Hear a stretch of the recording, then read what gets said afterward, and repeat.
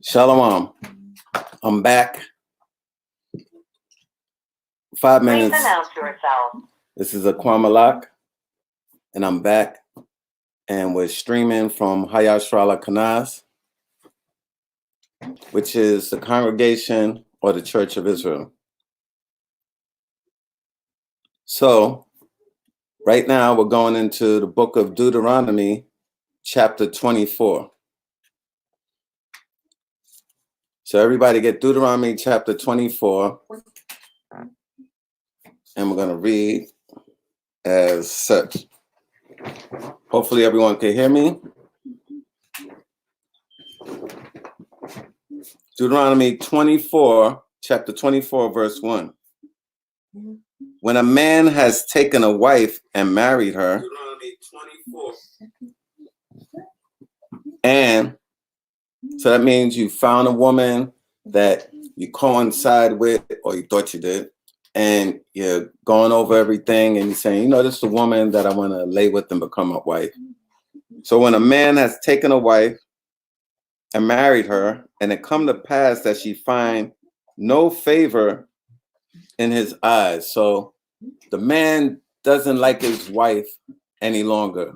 And this is because maybe something is wrong with us, or something happened where he just doesn't find favor. Because a lot of men were using this as a tool or excuse or a scripture that they could just put away their wife for any apparent reason, because it says, if I don't like you no more, why wouldn't you like her anymore? Because that's why before you even get married, before you even choose a woman that you want to be with, brothers, you're supposed to get to know that woman in all ways, form, fashion possible. Same thing with you sisters.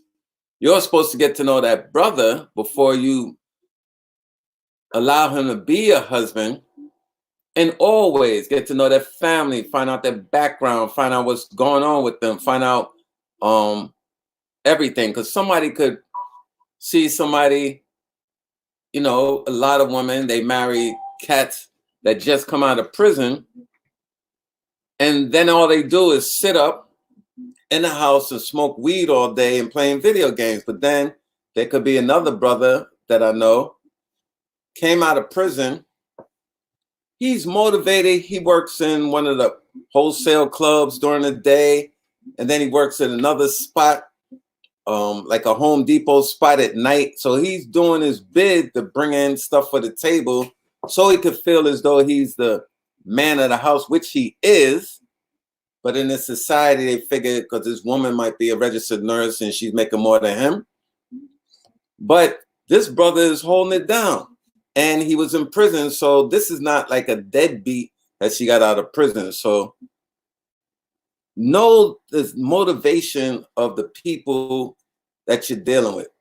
And this wouldn't happen where brothers were taking advantage of this law that was written in the Bible because of their lust, because they want to try to take on another woman. And they just said, I don't find any favor in your eyes anymore. So this is Deuteronomy 24:1. When a man has taken a wife and married her, and it come to pass that she find no favor in his eyes, where she's saying, this brother don't love me anymore. Look how he treats me. He don't want to lay with me. He doesn't want to do this with me. He doesn't want to do that. And you're not trying to work it out together and trying to figure out what the problem is so you can work on things. And that's what people have to do. You have to work on your marriage to strengthen out your marriage so you can have longevity with your woman. Because he has found some uncleanliness in her. So maybe he sees that she's doing something that he don't really like. Maybe she's going out on the Sabbath all the time. So that's like, what are you doing? Or she's not keeping the laws like he's trying to do, and he's like, this is vexing my spirit. I can't be with some woman like this. Then let him write her a bill of divorcement. Then he could write a bill of divorcement and officially say, you are no longer my wife. I put it on paper. It's done. It's final according to the Most High. Now you're free.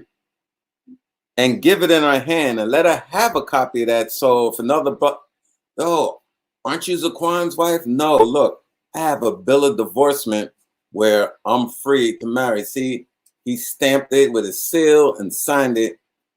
It's done. And give it in her hand and send her out of his house. Are you getting what? So the second verse. And when she departed out of his house, and when she is departed out of his house, she may go and be another man's wife. So now that she has the bill of divorcement in her hand and he leaves the man's house, she can be another man's wife. Verse 3, chapter 24, verse 3. And if the latter husband hate her and write her a bill of divorcement, so now this woman must have some characteristics about her where men hate her for some reason, because not only the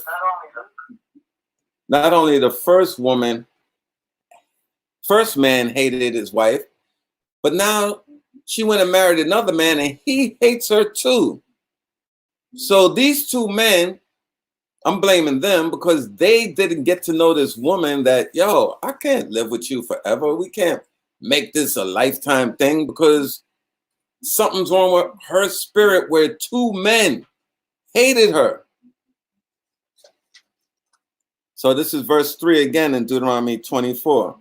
And if the latter husband hate her and write her a bill of divorcement and give it in her hand. So now he's like, yo, I can't deal with you. And I see what your first husband was dealing with.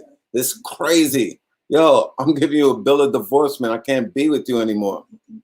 So he giveth in her hand and sendeth her out of his house, or if the latter husband die, or if her second husband had died. This is Deuteronomy 24 and 3. If the second husband had died, which took her to be his wife, then, you know, she has the bill of divorcement and she could go out and find another husband. But this is what it says in Deuteronomy 23, verse 4. Everyone can hear me on the live stream. Cool. Deuteronomy 24, verse 4. Her former husband would send her away. So the first husband may not take her again to be his wife. So even though he put her away, gave her a bill of divorcement, he went to the other man, then he sees her at the mall, says, hey, you're looking good, blah, blah, blah. They cannot hook up, and that cannot be his wife again. After that, she is defiled. And it makes sense that she's defiled because that's like you having a wife. She goes and laying with some other man and have exchange of all types of stuff. And then she's coming back to you while you're married. She's defiled. So it's the same thing. You gave her a bill of divorcement where she can go on her way. So now that's written in stone. She has to stay on the outside and move on with her life. If it didn't work out the first time, don't try to force it the second time, unless, like it says in 1 Corinthians, the 7th chapter, you stay away for a while with the intent on coming back together. But when you stay away and separate for a while, if you're having differences, you're not engaging in another relationship. You don't have a bill of divorcement. So you're not sleeping with anyone else, man and woman. So your mind could be right and you all could try to work on what's going on so you could get together again. So I'm going to read Deuteronomy 24 and 4 again. Her former husband would send her away, may not take her again to be his wife. After that, she is defiled, for that is an abomination before Yahweh. That is a filthy, wicked act. He's like, what kind of type of confusion you doing? Why don't you just stay with her in the first place? How you going to give her a bill of divorcement? She sleep with another man for Lord knows how long. and then she's just gonna come right back to you. He's like, yo, I'm not dealing with confusion and folly like that. That's a filthy, wicked act. That's an abomination before Yahweh. And thou shalt not cause the land to sin. You're gonna cause the land to even break the laws by committing such an act like that, which Yahweh thy power giveth thee for an inheritance. So this is Deuteronomy 24, verse 5. When a man has taken a new wife, he shall not go out to war, neither shall he be charged with any business where it's taken him away, but he shall be free at home 1 year and shall cheer up his wife which he has taken. So imagine you take a wife, you finally come together as one where you're solidifying your marriage, consummating your marriage. Even in Esau's marriage, you could be with a woman for a year. If you don't have sex with her or lay with her, after a year, your marriage is done, because that's the Bible. Sex constitutes marriage, which is why we're not supposed to go all over the place fornicating, because you're defiling your temple and you're not making the woman honorable, and you're making her a whore. So if a man taketh the wife and you just lay with her the first time, she's your wife now, then you go away for like a year to war, or you're on a business trip in Istanbul for like 2 years. That is ridiculous. Your wife don't even know like what it's like to really enjoy the time with her husband. You're supposed to say, yo, I can't do that business trip. Hey, I can't go to war right now because I just got married. So I'm gonna deal with my wife for like a year, and you might have a child, and do all that stuff before you go away. So that's in the law. And Deuteronomy 24, verse 6. Thou, 24 and 6. No man shall take the nether or the upper millstone to pledge, for he taketh a man's life to pledge. So the nether is like a lower, like on a mill, a hand mill. It's like the lower part of a hand mill used for like grinding oats and corn and stuff like that. And the millstone is the upper part of a mill. And that's why when they say your neck hung from a millstone, that's the biggest part, even though you could carry it, but it's the upper part of a mill. And that's what people used to make their living with, where they used to grind corn and make bread and do stuff like that, and oats. So that's why you're not supposed to, it says, no man shall take the nether or the upper millstone to pledge, for he taketh a man's life to pledge. Because now you're taking his livelihood. If you take that, like if somebody owes you money or you want to hold it as collateral, you can't take away his livelihood, because then he's going to starve, and this person, he can't even feed his family. So bring it up to date. You can't take something from a man. Listen, you owe me money, or listen, you want me to do something for me as a pledge of good faith. I'm taking your car, but the person needs a car so they could go to work. So now they can't even go to work. You taking their livelihood because you're so vicious in how you lend or how you operate with your brother that you don't even care if he could function in the things that you do. So it says, no man shall take the nether or the upper millstone to pledge, for he taketh a man's life to pledge. Deuteronomy 24 and 7. If a man be found stealing any of his brethren of the children of Israel, and maketh merchandise of him, or selleth him, then that thief shall die, and thou shalt put away evil from among you. So if any man of Israel is stealing and is a thief, and then he exploits you and makes you a common stock, or sells you, back in the day when we had Israelite servants, they should put away evil from among you, and that thief shall die. The punishment shall be death. This is Deuteronomy 24:8. Take heed in the plague of leprosy, that thou observe diligently, and do according to all that the priests, the Levites, shall teach you, as I commanded them, as ye shall observe to do. So when you read about the plague of leprosy in Leviticus, the 13th chapter, it talks about what the plague of leprosy does, how people get it, and what to do when you have it. Remember what the Lord thy power did unto Miriam. By the way, after that, ye were come forth out of Egypt. So remember what happened to Miriam when she was criticizing her brother Moses? The Lord struck her with leprosy. And I'm going to read that in Numbers.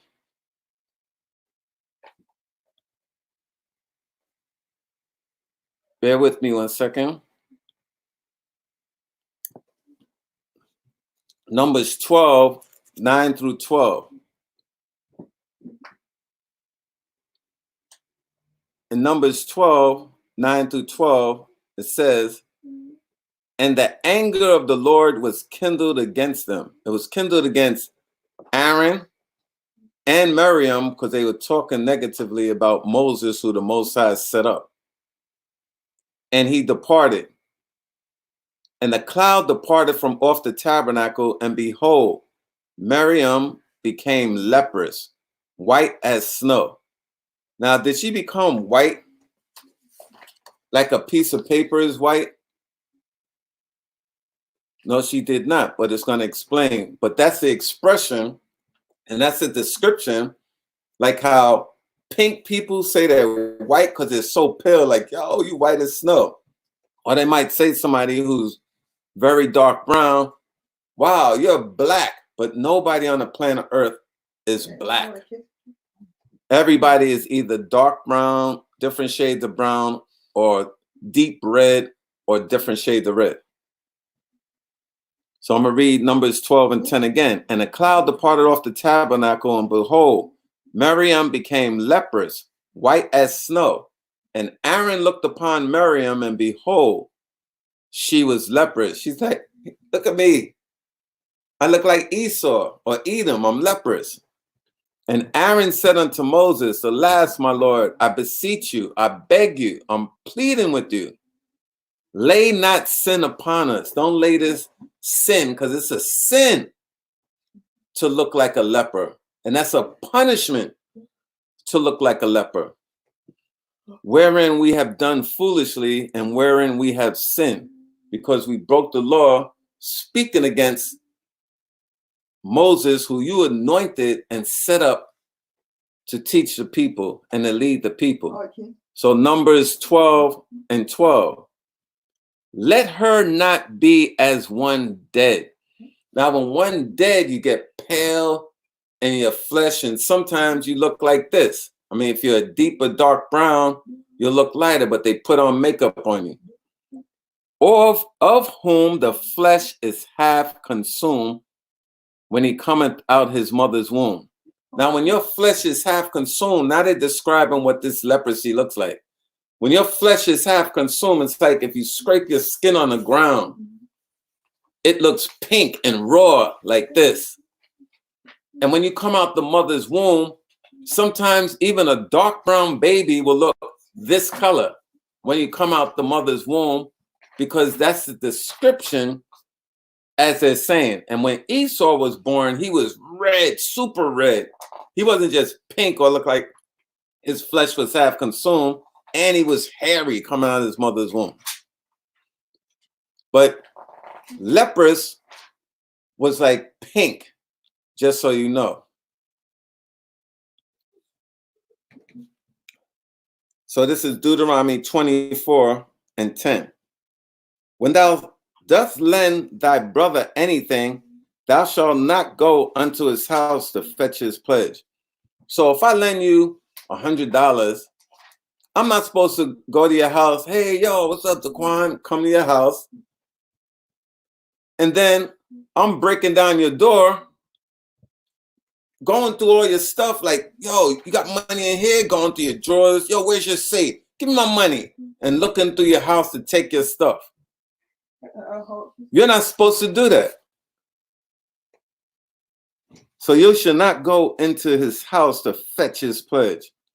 Thou shalt stand abroad, and the man to whom thou dost lend shall bring out the pledge abroad unto thee.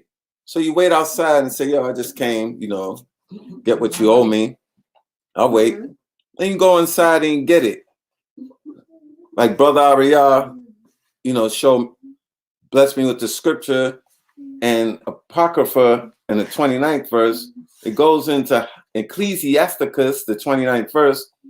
It goes into the lending process and what we have to endure among our people when it comes to lending them stuff.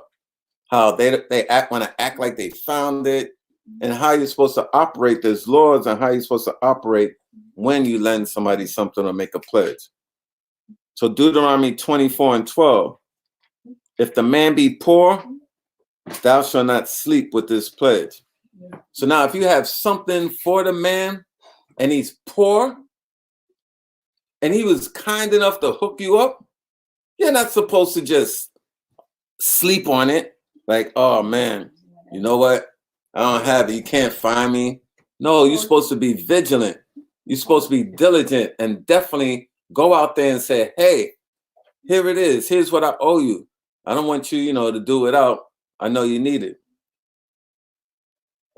Deuteronomy 24:13. In any case, thou shalt deliver him the pledge again when the sun goeth down. So you're supposed to hook them up when the sun goeth down. If you owe any man anything, any woman anything, before the next day begins, and this is another example before the sun goes down, because when the sun goes down, now you're going into another day, that he may sleep in his own raiment, his own clothing, and bless thee, and it shall be righteousness unto thee before Yahweh thy power. Deuteronomy 24:14. Thou shalt not oppress an hired servant that is poor and needy, whether he be of thy brethren or of thy strangers that are in thy land within thy gates. So now if you have somebody working for you, you're not supposed to be oppressive like many of our employers are, where they're oppressive. They want to make us do the job of like 3 and 4 people. They don't want to give us a break. They don't want to give us the vacation time we deserve. They don't want to give us the pay, definitely, that we deserve. And they don't pay us at the end of the day. So if you're an employer that has employees working for you, you have to observe these laws and not oppress the people that are employed under your leadership. I'm going to read 14 again of Deuteronomy 24. And thou shalt not oppress an hired servant that is poor and needy, whether he be of thy brethren or of thy strangers that are in thy land within thy gates. At his day thou shalt give him his hire. After they do the work, you're supposed to pay the person. Neither shall the sun go down upon it, for he is poor and setteth his heart upon it. Because they're looking to get paid. That's why they're doing the work. They're not doing the work because, yo, the brother's cool, so let me just do some free work for him. No, they're doing the work with the understanding that they're going to get paid by the end of the day. Lest he cry against unto Yahweh, and it be sin unto you. You don't want them complaining, Lord, please make this oppressor, this colonizer, pay me my money.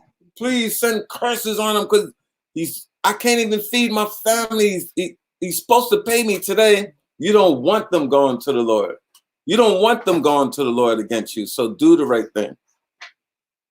Deuteronomy 24:16. The father shall not put to death. The father shall not be put to death for the children. Neither shall the children be put to death for thy fathers. Every man shall be put to death for his own sin. So every man is going to be put to death for his own sins. So when you see visiting the fathers until the third and fourth generation of them that hate me, that's because by the third or fourth generation, you're usually coming back into the earth, and then you're getting your judgment because you're that same person again. He's not going to destroy me because of my father and him breaking the law. That's his own thing. So, and my father is not going to be put to death because of me, of what I might be doing. 24:17. And thou shalt not pervert judgment of thy stranger, nor of the fatherless, nor take a widow's raiment to pledge. Nor you're not supposed to take her clothing from her when she's a widow. She doesn't have a man back to help anymore. A stranger. You're not supposed to pervert judgment. You're supposed to deal with righteous judgment with whoever you're dealing with. Or someone whose father's not around, you're taking advantage of a child. These things are an abomination to the Lord. You're supposed to look out for our people, especially when they're down and out. If it's in the power of your hands to help them, and especially if they're doing work for you, you're supposed to hook them up. Like even there's a thing with like unions where wherever we go and somebody's servicing us in any way, restaurant or even a doorman, we all pull together so we could tip them because we know they're in that servitude mode and they have to feed their family, and we know everybody's not getting paid lovely. So if it's in your power and you could help out somebody, that's what we're supposed to do, especially when they're servicing us and they're getting paid. Deuteronomy 24:18. But thou shalt remember that thou wast a bondman in Egypt, and Yahweh thy power redeemed thee thence. Therefore I command thee to do this thing. And because the Most High blessed us when we were in Goshen, he didn't have all the plagues happening to us. He didn't have anything, and he led us out of Egypt. And because that's how he redeemed us, he helped us. So we should do it to other people as well. But as it says in Ecclesiasticus and Apocrypha, let me get this real quick. In chapter 12,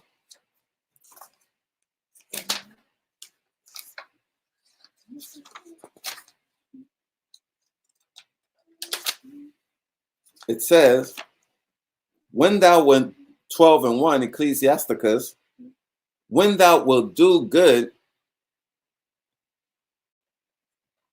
know to whom thou doest it. So when we do good, know to whom we do it so shall thou be thanked for thy benefits. Because if we know who we're doing it good to, that's where you'll be thanked. We can't just help everybody and say, oh, look at this poor person. Oh, look at this person came to my car. They might take their money. I've even seen a movie like that. They had homeless people going around begging for money, and they would walk it back to the house of Satan so they could get money and bring it in. And or a vampire movie like that. They had bums on the street and they walking around giving money to people. I'm not saying that's the case. I'm just saying it's an example of people smoking weed, go to the drugstore, shooting drugs in their arm, and we giving them money, thinking, oh, they're poor, they're asking for food. We have to know to whom thou doest good to. Ecclesiasticus and the Apocrypha, chapter 12:2. Do good to the godly man. That's the key right there. If you know somebody's spiritual, striving to keep the Lord's statutes and commandments and the holy days, do good to the godly man, and thou shalt find a recompense. Then you're going to find a reward. Don't do it to get a reward, but you will get a reward in doing so. And if not from him, yet from the Most High. The Most High will bless you. Guaranteed. Or the man or the woman could just bless you and say, yo, thanks for looking out, blah, blah, blah. There can no good come to him that is always occupied in evil, nor to him that giveth no alms. So there's no good that could come to somebody that's always occupied in evil. So if a man or woman's always occupied in evil, and the Lord said no good's going to come to them, who are you to try to do good to that person and help good come to them? And no good can come to anybody that's not giving alms. So think about that. If things aren't going so well in your life, it's because you're not giving alms and offerings, or you're not helping the poor and doing things that the Most High directed us to do in His law. Verse 4 in Ecclesiasticus 12:4. Give to the godly man and help not a sinner. Help not anybody that's breaking the laws in the Bible.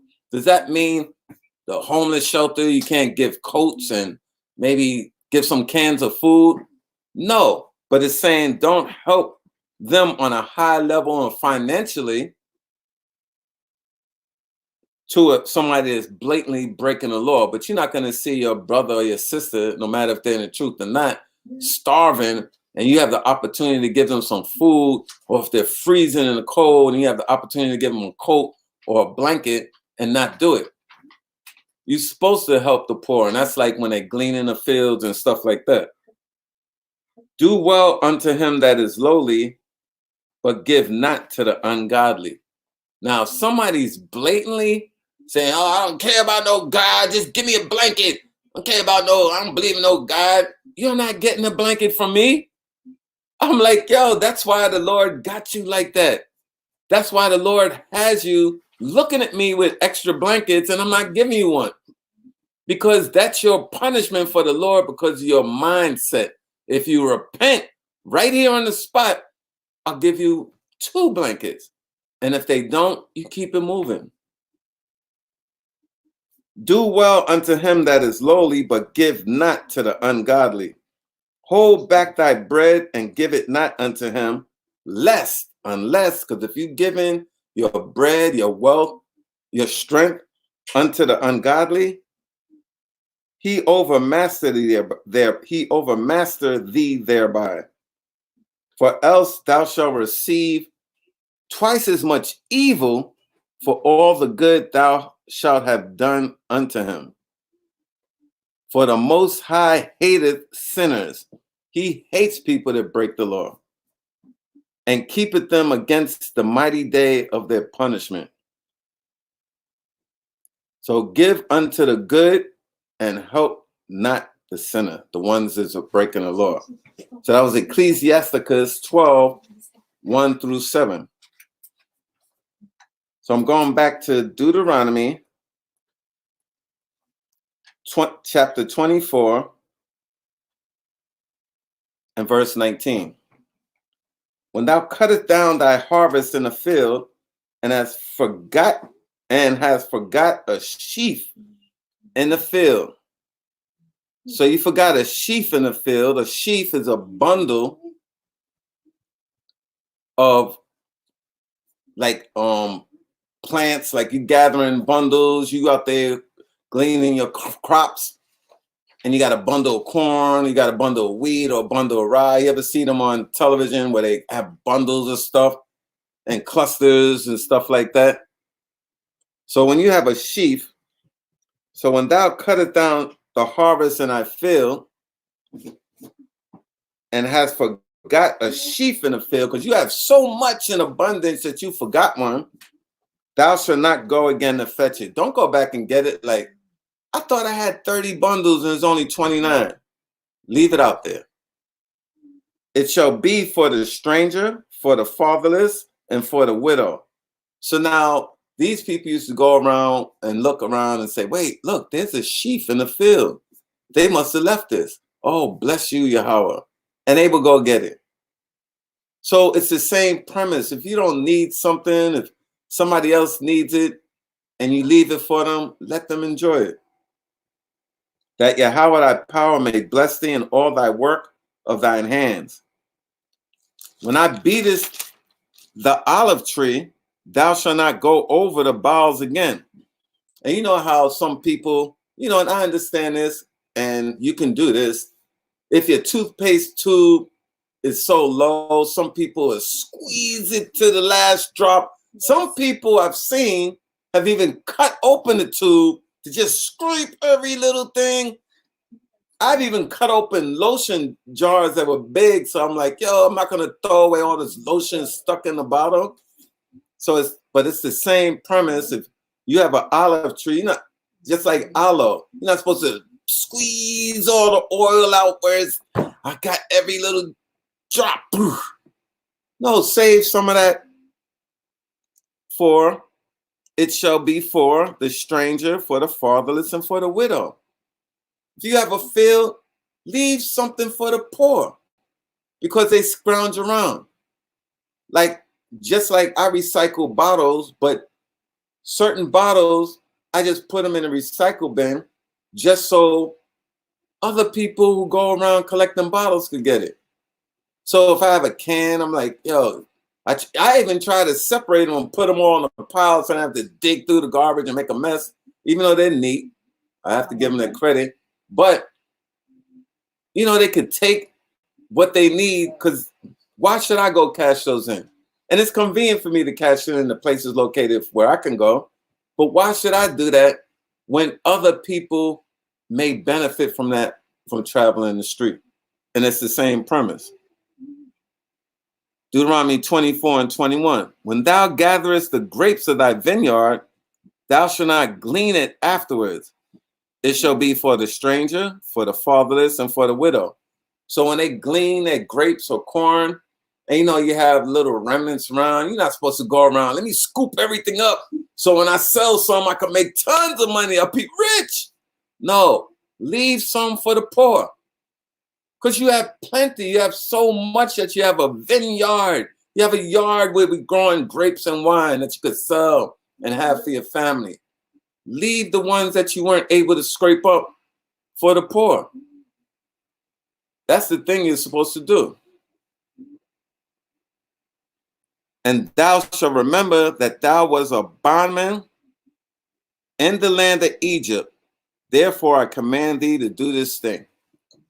So therefore, remember that you are a bondman in the land of Egypt, and the Lord commanded us that we should do this thing and remember the poor. So as I'm sitting down and I close out,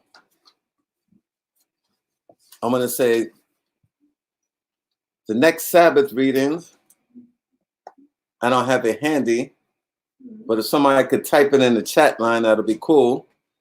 And if you have any questions about what I brought out or any questions in general, you could tune into the class, and hopefully somebody could type in the class conference code, number, and chat line, Brother Nathan did last week. And you can reach out to any of the brothers from 7 p.m. to 10 p.m. on Tuesday, Friday. Tuesdays and Fridays at the number that they're going to post online.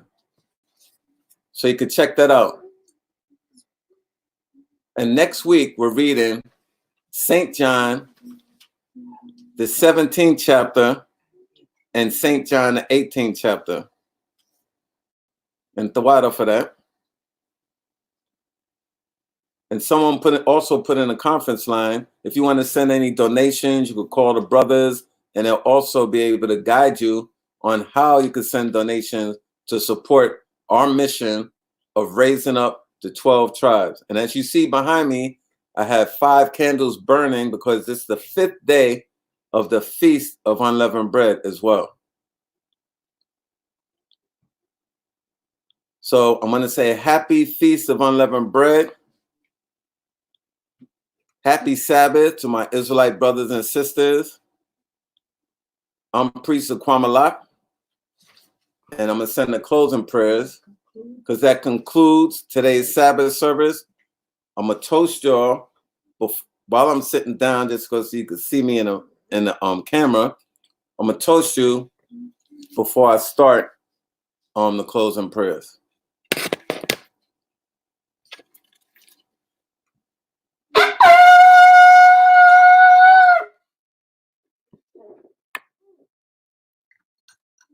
Pass me one.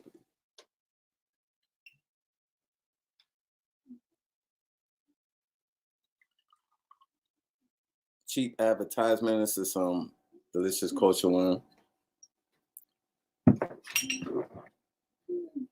Yahweh Ba'ashom Yahweh Shai Hawa'ah Natananawa Pariyagapan Tuaraman La Yahweh Ba'ashom Yahweh Shai Ah Yasharala.